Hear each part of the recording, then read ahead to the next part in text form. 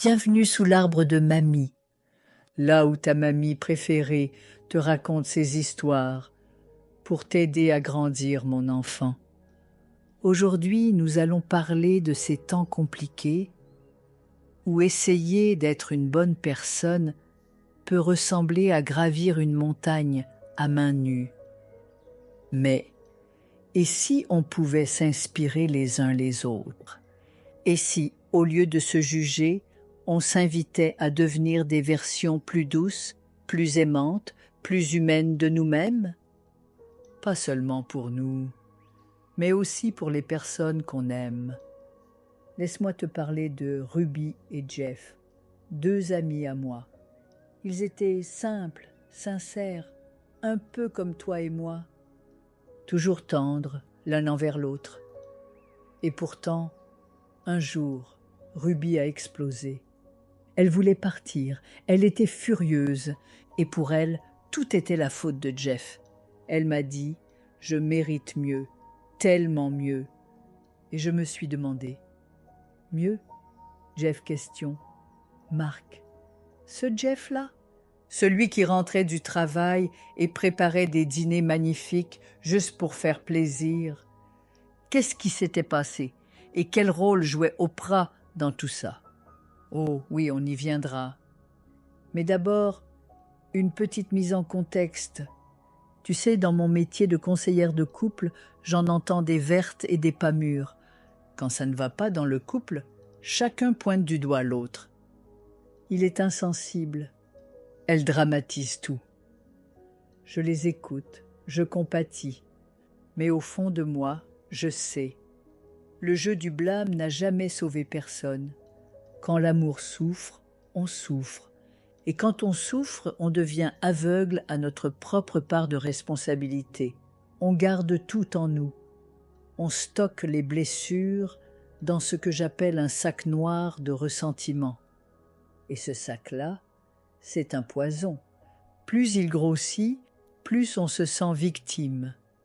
Et plus on se sent victime, plus on devient amer. On ne forme plus une équipe, on devient des adversaires. Et ça, mon trésor, c'est un combat que personne ne gagne. Alors, comment on fait pour poser ce sac noir? Comment on se libère? Comment on reprend notre place dans la relation avec tendresse et vérité? Mamie va te partager 3 étapes toutes simples. Des gestes doux, des choix puissants, pas des armes, mais des ponts. Bridge, leçon numéro 1. Anything but anger. Tout sauf la colère. Imagine le groupe ABBA. Oui, les Dancing Queens. Difficile de rester en colère en écoutant ABBA, tu trouves pas? Alors pense à ABA. Anything but anger. La colère, mon petit, c'est le garde du corps des émotions. Elle cache souvent quelque chose de plus profond. Une peine, une peur, une blessure. Mais être en colère, ça éloigne. Alors que dire « je suis triste, je me sens blessé, je suis déçu », ça rapproche.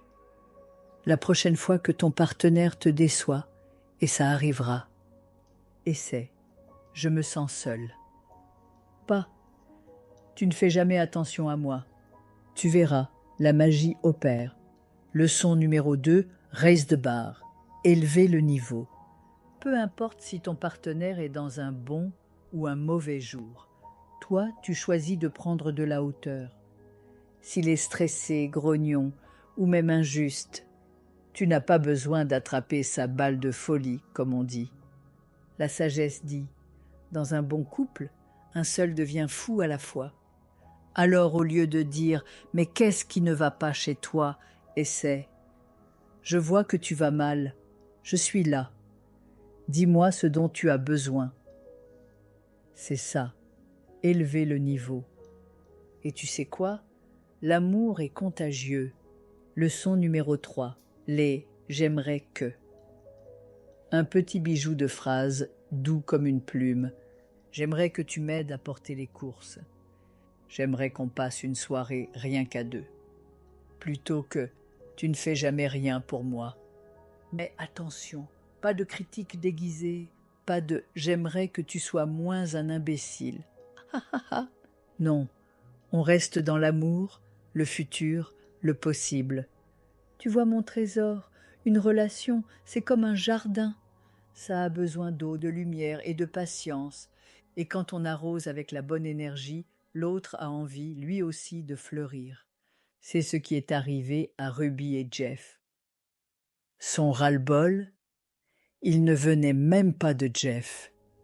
Elle était stressée, épuisée, et elle a craqué. Un jour, elle a regardé Oprah, et elle a vu des hommes parfaits, et elle s'est dit « Pourquoi Jeff n'est pas comme eux ?» Alors elle l'a poussé, exigé, reproché. Et Jeff s'est braqué, leur couple a failli exploser. Mais un jour, elle a essayé ces 3 étapes. Elle a parlé de sa peur au lieu de sa colère. Elle a élevé son amour plutôt que sa voix. Et devine quoi? Jeff est revenu vers elle. Il est devenu plus tendre, plus présent, non pas parce qu'elle l'a exigé, mais parce qu'elle l'a inspiré. Et tu sais quoi? Aujourd'hui, ils fêtent leurs 30 ans de mariage heureux.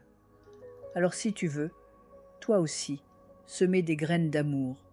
Commence par toi, commence ici. Et n'oublie jamais, ton cœur est plus fort que ta colère. C'était la leçon du jour. Je te dis à très vite, mon petit trésor, sous l'arbre de mamie, là où les vérités prennent racine.